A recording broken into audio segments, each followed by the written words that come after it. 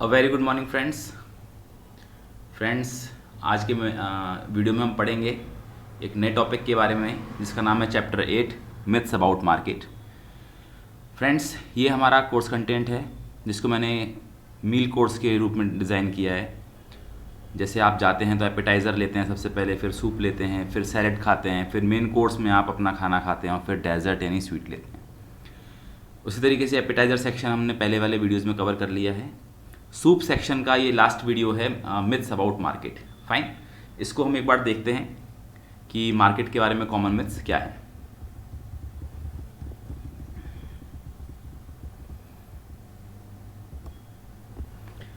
So friend, आज का हमारा वीडियो फोकस रहेगा इस चैप्टर 8 पर, जिसमें हम जानेंगे मिथ्स और मिथ्स को रियल में जानेंगे कि वो मिथ्स क्यों हैं और उनकी एक्चुअलिटी क्या है, उनकी रियलिटी क्या है।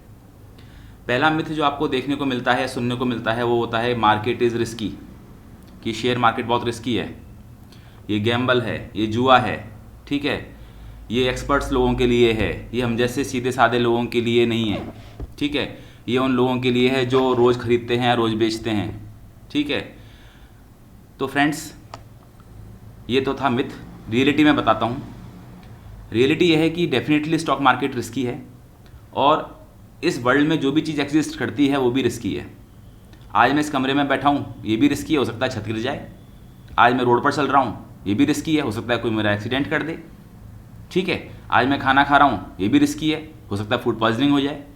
तो हर जगह रिस्क एग्जिस्ट करती है, स्टॉक मार्केट में रिस्क एग्जिस्ट करती है। लेकिन एक होता है कैलकुलेटेड रिस्क लेना और एक होता है अनकैलकुलेटेड रिस्क लेना। स्टॉक मार्केट में कैलकुलेटेड रिस्क लेने का मतलब और अनकैलकुलेटेड रिस्क लेने का मतलब क्या है बताता हूँ। स्टॉक मार्केट में अगर कोई अनकैलकुलेटेड रिस्क ले रहा है, इसका मतलब ये है कि वो बिना सोचे समझे अपना पैसा लगाया जा रहा है, पूरा पैसा लगा रहा है, ठीक है। जो भी सेविंग बच रही है उस पूरे को स्टॉक मार्केट में डाल रहा है। कहाँ डाल रहा है उसे कुछ खुद नहीं पता। किसी के टिप्स पर, किसी के न्यूज़ चैनल पर, किसी के SMS पर, किसी के व्हाट्सएप पर, किसी के टेलीग्राम पर, किसी के रिकमेंडेशन पर, किसी के कमेंट पर, किसी के फॉरम पर कुछ लिख देने से, किसी के ब्लॉग पर कुछ लिख देने से वो काम कर रहा है। वो रिस्की है उसके लिए, अनकैलकुलेटेड रिस्क है। डेफिनेटली उसके पैसे उसको लूज़ करने ही पड़ेंगे, ठीक है। वो उसको पैसे, ही विल हैव टू पे फॉर इट। अब मार्केट में कैलकुलेटेड रिस्क का क्या मतलब होता है? मार्केट में कैलकुलेटेड रिस्क लेने का मतलब ये है कि पहली बात तो आप अपने जो खर्चे उनको कम करिए, अननेसेसरी के जो खर्चे हैं उनको कम करिए। जो रीजनेबल खर्चे हैं, जो ज़रूरी हैं, जो रिक्वायर्ड हैं, उनको आप करिए, उनमें कोई दिक्कत नहीं है, ठीक है। अननेसेसरी के जो खर्चे हैं उनको आप कम करिए, पहली चीज़। फिर जो पैसा बच रहा है उसका कुछ पोर्शन आप स्टॉक मार्केट में डालिए, ठीक है। सारा पैसा स्टॉक मार्केट में मत डालिए, जो भी आपका पैसा बच रहा है हाथ में। एग्जाम्पल के लिए मैं पहले बता चुका हूँ कि सपोज़ किसी की सैलरी 1,00,000 रुपये है और 30,000 रुपये उसका हाथ खर्च है, जेब खर्च है उसका, या उसका होम एक्सपेंसेस हैं, तो 30,000 रुपये तो वो उसके निकाल के रख दे। अब बच्चे उसके पास 70,000, तो 70,000 का 25% अमूमन 17,000 के आसपास होता है। मैं बोलता हूँ 15,000 रुपये वो स्टॉक मार्केट में डाले, 15,000 की FD में डाल दे, 15,000 की LIC, PLI, term plan etcetera में डाल दे, और जो बाकी के पैसे हैं वो अपने पास रखे, रिजर्व, कैश रिजर्व रखे अपने पास, जिसे हम बोलते हैं इमरजेंसी फंड। गाये बगाहे कोई ज़रूरत पड़ जाए, अचानक मेडिकल इमरजेंसी आ जाए या कोई चीज़ आपको लेनी पड़ जाए अर्जेंसी में, तो उसके लिए आपके पास पैसे रहें, ठीक है। मार्केट में कैलकुलेटेड रिस्क लेने का मतलब है कि आप मार्केट में वही पैसा लगाइए, उतना ही पैसा लगाइए, भले ही 1,000 रुपये लगाइए, लेकिन आप ऐसे रुपये लगाइए जिनको आपको 2-3 साल तक निकालने की ज़रूरत नहीं है, ठीक है। ये मार्केट में होता है कैलकुलेटेड रिस्क लेना। तीसरा कैलकुलेटेड रिस्क लेने का मतलब ये है कि आपने जो 15,000 रुपये मार्केट में लगाने हैं वो आप एक ही स्टॉक में मत लगाइए। मैं ये नहीं कह रहा कि 15,000 रुपये लीजिए और एक ही स्टॉक में सारे पैसे लगा दीजिए। आप क्या करिए, 3 स्टॉक्स पकड़िए कोई भी। कैसे पकड़ने हैं वो मैं आपको आगे वाले वीडियोज़ में बताऊंगा, कैसे स्टॉक्स को फिल्टर करना है, कैसे उनका टेक्निकल एनालिसिस करना है। उससे पहले हम फंडामेंटल एनालिसिस करेंगे, उनकी एनुअल रिपोर्ट्स पढ़ेंगे, उनके हम रेशोज़ देखेंगे, उनके हम पैरामीटर्स देखेंगे, ठीक है। इन सब चीज़ों के बाद जब आप 3 स्टॉक्स फिल्टर आउट कर लें तो हर स्टॉक को क्या करें, आप ऐसे पकड़ें कि डिफरेंट सेक्टर का हो। एक स्टॉक आप पकड़ें ऑटोमोबाइल सेक्टर का, एक स्टॉक पकड़ें आप IT सेक्टर का, एक स्टॉक पकड़ें आप बैंकिंग सेक्टर का या फूड सेक्टर का या FMCG सेक्टर का, ठीक है। तो सेक्टर वाइज आप 3 डिफरेंट सेक्टर्स के एक स्टॉक को देखिए और उनमें फिर 5-5 हज़ार रुपये डालिए, ठीक है, तो आपने क्या किया, पहली बात तो कैलकुलेटेड रिस्क कैसे ली कि 1 लाख रुपए में 70,000 रुपये बचाए, 70,000 रुपये के भी 15,000 रुपये आपने स्टॉक मार्केट में लगाए, वो 15,000 रुपये भी 3 डिफरेंट सेक्टर्स में लगाए और हर सेक्टर में 5,000 रुपये से ज़्यादा नहीं लगाया। ठीक है, तो ये होता है कैलकुलेटेड रिस्क लेना। जब हम इस तरह से रिस्क लेते हैं तो डेफिनेटली हमारा पोर्टफोलियो स्ट्रांग बनता है और हमें रिटर्न अच्छा मिलता है फ्रेंड्स। ठीक है, सो मार्केट इज रिस्की, ये एक मिथ है, लेट्स बस्ट इट। सेकंड आता है मिथ नॉट फॉर एवरीवन। आप जाएंगे ना अपने पेरेंट्स को बोलेंगे, अपने फ्रेंड्स को बोलेंगे, रिलेटिव्स को बोलेंगे कि मैं स्टॉक मार्केट में काम कर रहा हूँ या काम कर रही हूँ, तो उनका पहला स्टेटमेंट होगा, अरे यार भाई अपने लिए नहीं है वो, अपन नहीं कर सकते, अपन तो क्या करते हैं म्यूचुअल फंड खोल लेते हैं। ठीक है, म्यूचुअल फंड में पैसा लगाएंगे अपन, तो SIP करेंगे अपन, या कोई रिलेटिव्स होंगे या मम्मी पापा होंगे, वो सजेशंस देंगे कि भाई देख स्टॉक मार्केट में काम करना है ना, तो ऐसा कर म्यूचुअल फंड ले ले, उसमें हर महीने SIP जाएगी और हर महीने की SIP ले ले। तो फ्रेंड्स, मैं म्यूचुअल फंड के अगेंस्ट नहीं हूँ, लेकिन मैं आपको एक चीज़ बता देना चाहता हूँ कि अगर आप म्यूचुअल फंड में 100 रुपये डाल रहे हो ना, तो म्यूचुअल फंड में एक तो एग्जिट लोड होता है। एग्जिट लोड मतलब जब आप म्यूचुअल फंड को बेच के बाहर निकलते हो तो वो कुछ पैसा काट लेते हैं। एक कई म्यूचुअल फंड्स में एंट्री लोड भी होता है। एंट्री लोड मतलब जब आप पैसा डालते हो तो वो पूरा 100 रुपीज़ आपके मार्केट में नहीं लगाते हैं। ठीक है, तीसरी बात, जो म्यूचुअल फंड को मैनेज कर रहा है ना, म्यूचुअल फंड मैनेजर, उसकी सैलरी, उसके ऑफिस का खर्चा, उसके लैपटॉप का खर्चा, उसके बिजली का बिल, उसके मोबाइल का बिल, उसके पानी का बिल, सारा आपके म्यूचुअल फंड के पैसे से ही जाएगा।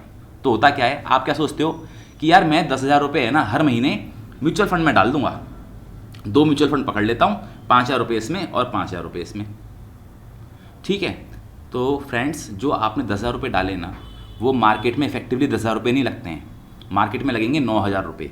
1,000 रुपये किस लिए काट लिए जाएंगे, 1,000 रुपये इसलिए काट लिए जाएंगे क्योंकि उस 1,000 रुपये से ही उस फंड मैनेजर की सैलरी, उसके ऑफिस का खर्चा, उसके असिस्टेंट का खर्चा, उसका बिजली का बिल, पानी का बिल, मोबाइल का बिल, उसके आने जाने का खर्चा, उसकी गाड़ी घोड़े का खर्चा, सब आपके उस 1,000 रुपये से निकलेगा। तो 10,000 रुपये आप बाजार में डाल रहे हो म्यूचुअल फंड के थ्रू, लेकिन इफेक्टिवली आपके पैसे कितने लग रहे हैं, 9,000 रुपये। तो कोई बेवकूफ़ हैं क्या यार हम कि अपने पैसे को, अपने हार्ड एंड मनी को हम किसी दूसरे को दे रहे हैं और दूसरा भी उसमें से 1,000 रुपये काट के 9,000 रुपये लगा रहा है। और लगा कैसे रहा है, वो वैसे ही लगा रहा है जैसे हम लगाएंगे। तो हम खुद ही अपने पैसे पर रिस्क क्यों नहीं लें, हम अपने पैसे को दूसरे को क्यों देंगे। मेरे समझ में ये नहीं आया। मेरा पैसा है, मैं मेरे हिसाब से लगाऊंगा, मैं मेरे हिसाब से कमाऊंगा, सीधा सा फंडा। ठीक, okay, coming back to the point, not for everyone एक मिथ है। ठीक है, तो फ्रेंड्स रिलेटिव्स ये बोलेंगे कि यार ये स्टॉक मार्केट अपने लिए नहीं है, ये जो धुरंधर लोग होते हैं ना जो रोज़ खरीदते बेचते हैं उनके लिए। तो फ्रेंड्स मैं ये चीज़ क्लियर कर देना चाहता हूँ, स्टॉक मार्केट के लिए 5वीं पास बंदा भी सफिशिएंट है। स्टॉक मार्केट के लिए जिसको ABCD आती हैं, जिसको काउंटिंग आती है, जिसको प्लस माइनस मल्टीप्लाई आता है, जिसके पास पेशेंस है, डिसिप्लिन है, विश्वास करता है अपने ऊपर, रिसर्च कर सकता है, पढ़ सकता है एनुअल रिपोर्ट्स, रीडिंग आवर्स उसके अच्छे हैं, वो कर सकता है। हर बंदा हर बंदी स्टॉक मार्केट में काम कर सकती है। स्टॉक मार्केट धुरंधरों के लिए, बड़े लोगों के लिए नहीं है। स्टॉक मार्केट हम जैसे लोगों के लिए ही है। जो आज स्टॉक मार्केट में बहुत बड़े बन गए हैं वो पहले हम जैसे ही थे। ठीक है, तो अगर कोई ये बोलता है कि not for everyone, let's bust it, it's for everyone. तीसरा मिथ है stock is costly now. Friends होता क्या है कि सपोज करिए, मैं रिकमेंडेशन नहीं कर रहा, मैंने कहा कि यार इन्फोसिस एक अच्छा स्टॉक है, आप इसे 1,000 रुपये पर, वो सपोज करो उसकी करंट मार्केट प्राइस 1,000 रुपये थी।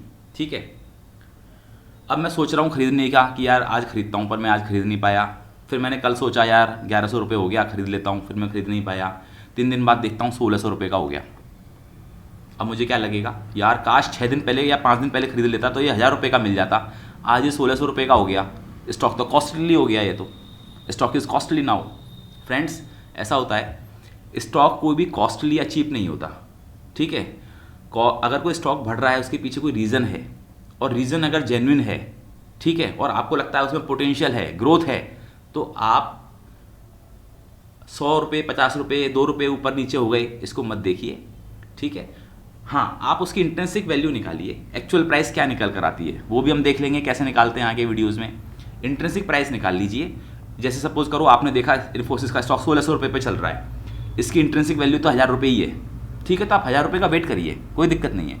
और जब 1,000 रुपये पर आ जाए तो उस पर क्या लगाइए, मार्जिन ऑफ सेफ्टी, जो पहले वाले वीडियोज़ में पढ़ा था हमने, इससे जस्ट पहले वाले वीडियो में। तो मार्जिन ऑफ सेफ्टी क्या कहता है कि जब आपकी इंट्रिंसिक वैल्यू मिल जाए उस इंट्रिंसिक वैल्यू के भी 10% नीचे जाके आपको खरीदना है। ठीक, तो 1600 रुपये पे चल रहा है मान लो इन्फोसिस का स्टॉक, और आपने उसकी इंट्रिंसिक वैल्यू कैलकुलेशन करके निकाली 1000 रुपये, और 1000 रुपये पर आपने मार्जिन ऑफ सेफ्टी लगाया 10%, 900 रुपये। तो आप क्या करिए, 900 रुपये का ट्रिगर लगा के रखिए, मतलब 900 रुपये माइंड में रखिए कि जैसे ही 900 रुपये आएंगे तब मैं इसे खरीदूंगा। ठीक है, अब होगा क्या, 900 रुपये आएंगे और आप खरीद लोगे तो हो सकता है 900 रुपये से थोड़ा नीचे भी चला जाए, हो सकता है 850 आ जाए, तो आप रिग्रेट मत करिए कि यार मैंने 50 रुपये और बचा लेने थे।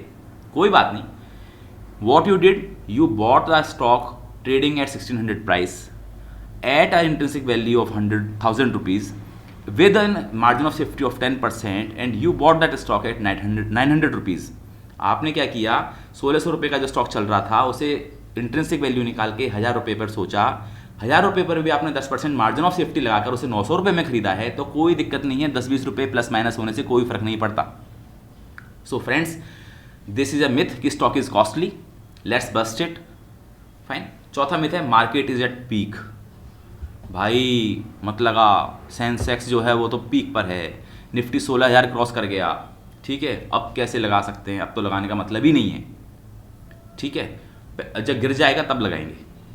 ठीक है, तो friends market is at peak जो हम बोलते हैं ना कि टॉप पे चल रहा है मार्केट, ये भी मिथ है, क्योंकि आपको नहीं पता ना कि मार्केट कल क्या होगा। हो सकता है कल मार्केट 1000 पॉइंट, 2000 पॉइंट, 10,000 पॉइंट नीचे गिर जाए, हो सकता है कल market 1000 point, 2000 point, 5000 point, 10,000 point ऊपर बढ़ जाए।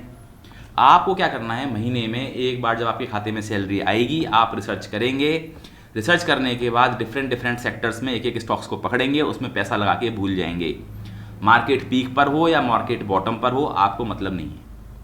ठीक है, इससे फ़ायदा ये होगा कि धीरे धीरे आप एवरेज करते जाएंगे। कभी मार्केट गिरा हुआ है तब आपने खरीद लिया, कभी मार्केट बढ़ा हुआ है तब आपने खरीद लिया, तो ऑन एन एवरेज आपकी एक सही रेट निकल कर आ जाएगी। तो मार्केट इज एट पीक ऐसा कुछ नहीं होता, मार्केट को भी पीक पर या कभी बॉटम पर नहीं होता। आप हर महीने ऐसे ऐसे जो तरीका बताया जा रहा है उस हिसाब से पैसा डालते जाइए। तो मार्केट पीक पर चल रहा है, ये भी एक मिथ है। पांचवा मिथ है market will fall soon. Market भाई गिरेगा, 16,000 हो गया अब निफ्टी, अभी गिरना है। क्यों गिरना है भाई, आप कोई नास्ट्रेडमस हो गया, आपने प्रिडिक्शन कर रखी है क्या? आप क्या करते हो, आप मनी कंट्रोल पर जाते हो, फॉरम्स में लोगों के कमेंट्स पढ़ते हो, वो कहते हैं मार्केट गिरने वाला है, सब अपने स्टॉक्स बेच के भाग जाइए, मार्केट बढ़ने वाला है, सब स्टॉक्स खरीद लीजिए। ठीक है, मार्केट में इतनी बुरी गिरावट आएगी कि आप लोग बह जाओगे या आप लोगों के यू विल ब्लीड, इस तरह से आपको कमेंट्स मिलेंगे। तो फ्रेंड्स, ये लोग जो आपको इस तरह कमेंट्स दे रहे हैं वो कोई नास्ट्रेडमस नहीं है, right? So market will fall soon अगर कोई ऐसा कह रहा है तो वो भी एक मिथ है। हम नहीं डिसाइड कर सकते कि कब मार्केट गिरेगा या कब मार्केट बढ़ेगा। Okay, so what can you do, आप क्या कर सकते हो, आप ये कर सकते हो कि हर महीने कुछ कुछ पैसा अपने स्टॉक मार्केट में लगाते जाइए। जिस तरीके से मैं बताऊंगा उस हिसाब से स्टॉक को फिल्टर करिए और अपना पैसा लगाकर मस्त रहिए, लाइफ जियो, फैमिली के संग अपने टाइम स्पेंड करिए, घूमिए फिरिए, ऐश करिए। छठा मिथ है market down after I buy. लोग, कई बार मैं पढ़ता हूँ, लोग मुझे लिखते हैं जब ईमेल्स वगैरह कि भाई मैंने आपके कहने पर स्टॉक खरीदा और मैंने मार्जिन ऑफ सेफ्टी भी लगाया, इंट्रिंसिक वैल्यू भी लगाया, ठीक है, और भाई मैंने क्या किया, आपने कहा था रिसर्च करो, मैंने रिसर्च करी थी और मैंने पाया कि इन्फोसिस जो है वो अच्छा स्टॉक है और इन्फोसिस 1600 रुपये पे चल रहा है। फिर मैंने इसकी इंट्रिंसिक वैल्यू निकाली तो 1000 रुपये आ गई, फिर मैंने मार्जिन ऑफ सेफ्टी निकाला तो 900 रुपये आ गई, फिर मैंने आपके कहे अनुसार 900 रुपये में उस स्टॉक को खरीदा, लेकिन खरीदने के बाद वो 50 रुपये गिर गया। ठीक है, 900 का स्टॉक 850 हो गया, 800 हो गया। तो friends, let me clear you one thing, मैं भी कोई प्रिडिक्शन करने वाला कोई नास्ट्रेडमस नहीं हूँ। फाइन, मैं आपको बता रहा हूँ किस तरह से आप एक कैलकुलेटेड रिस्क ले सकते हैं। आपने 1600 रुपये का स्टॉक 900 रुपये में खरीदा, ठीक है, अब वो अगर 800 रुपये हो जाता है, 850 हो जाता है, तो घबराने की जरूरत नहीं है। और लोग ये जो कहते हैं ना कि यार मेरे खरीदते ही स्टॉक गिर जाता है, ये उनका मिथ है। आपके खरीदने से और आपके बेचने से कुछ नहीं होगा। आप बहुत छोटे इन्वेस्टर हो बाजार के लिए, तो ऐसा नहीं है। लोग ये कहते हैं कि यार मेरे खरीदते स्टॉक गिर जाता है या मेरे खरीदते बढ़ जाता है, ये मिथ है। ओके फ्रेंड्स, सो ये इस वीडियो में हमने पढ़ा उन कॉमन मिथ्स के बारे में जो एग्जिस्ट करते हैं। थैंक यू सो मच, आपने इस वीडियो को पूरा देखा। अगर आपको ये वीडियोस अच्छे लगते हैं तो पूरे चैनल को लाइक करिए, सब्सक्राइब करिए, कमेंट में मुझे बताइए कि कहाँ पर मैं सुधार कर सकता हूँ। कमेंट में मुझे बताइए कि आप और किस तरह की वीडियोज़ मुझसे चाहते हैं। Thank you so much friends, bye bye, take care.